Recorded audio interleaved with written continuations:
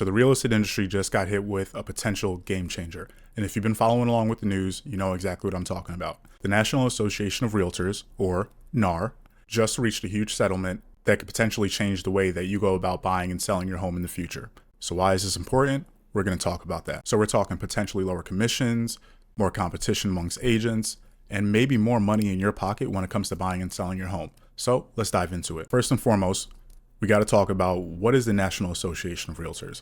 Now, basically, this is the largest trade group for real estate professionals in the world, right? So real estate agents, brokers, appraisers, they all come together in this organization and figure out, okay, well, what sort of practices are we going to follow? What sort of ethics do we want to maintain?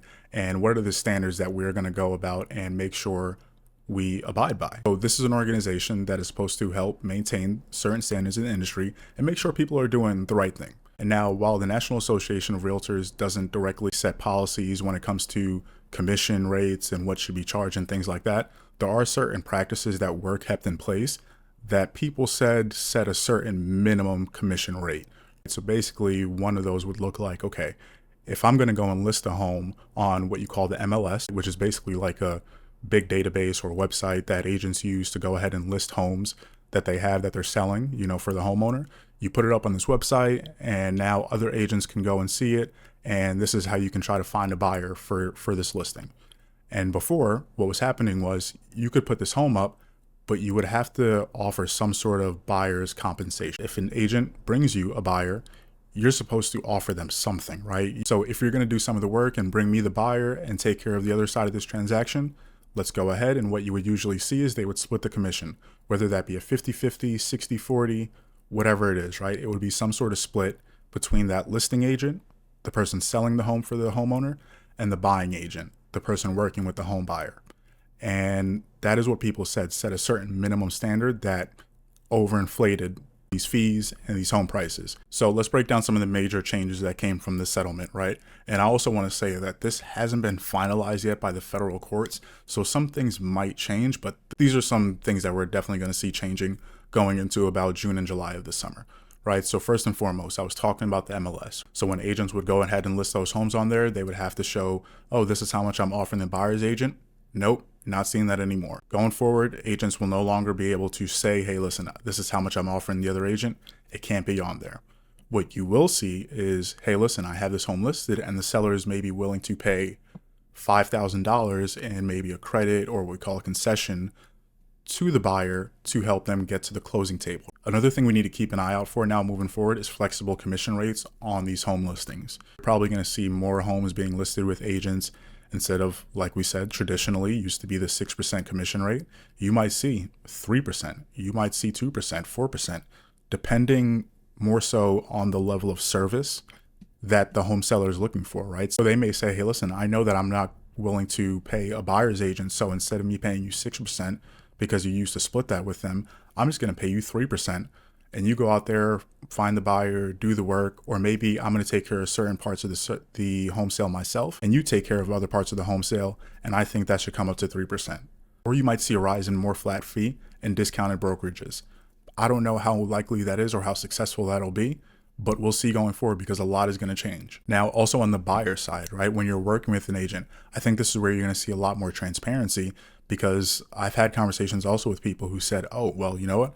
I didn't know I can negotiate the rate that my agent gets, or I didn't know that I could pay my agent right up front, or that might be a requirement for me.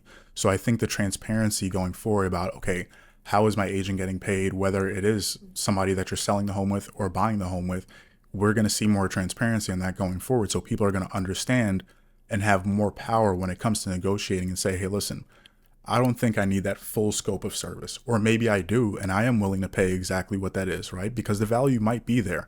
And once again, for a lot of people who are going into this process, they may have no idea, and it may very well be worth it for them to get that representation from a buyer's agent and say, okay, listen, I don't know anything about negotiating these contracts. I don't know anything about the inspection process. So what should I do moving forward? Hey, listen, I'm going to pay you because you're probably going to save me a lot of money in the long run. Make sure I buy right the first time and not end up having to buy twice. So those are certain things you're going to see.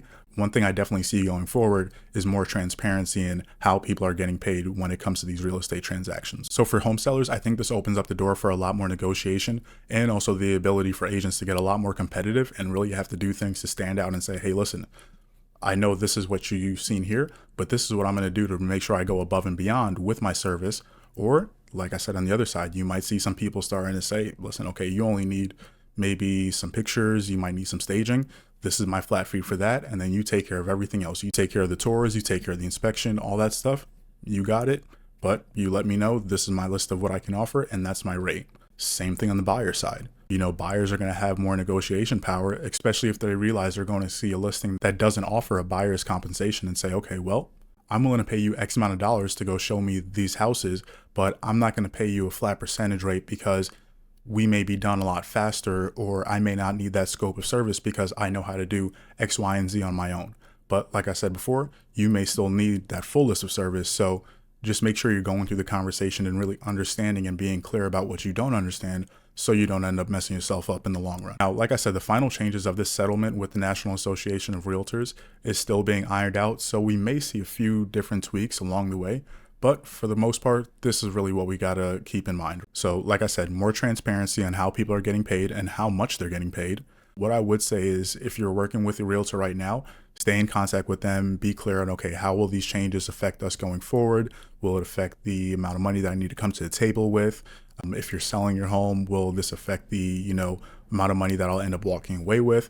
And just ask questions, be curious, because there's a lot of things right now that a lot of people just aren't clear on. So it will pay to just be curious in the long run. And also, like I like to remind people, real estate is very, very local. So what you're hearing on a national level from all the headlines may not end up applying to you when it comes down to what you're looking to do in your neighborhood. So like I said, stay close with your people, talk to them. If you have questions about connecting with somebody in your local area, always feel free to shoot me a text. You can shoot me an email, whatever it is, leave a comment below and let me know, and I'll end up connecting you with somebody. Now, as far as the long-term effects about how this will affect agents and people on this side of the business, I think we'll definitely see a lot more competition amongst agents, right? Because they're going to have to really go above and beyond to show, okay, this is the level of service that I provide, and this is what really sets me apart. I'm not just going to go there and open the door for you, show you around the house, or let you just walk through the place while I sit there in the kitchen and just work on my cell phone. You let me know if you want to put in an offer.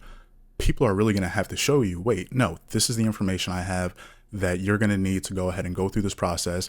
This is the local information I have for you to make sure you're making the right decision and buying in the right place based on your goals, right? And not just what the agent is trying to accomplish at the end of the day, or like some people are afraid of, based on the commission that they're trying to make at the end of the day.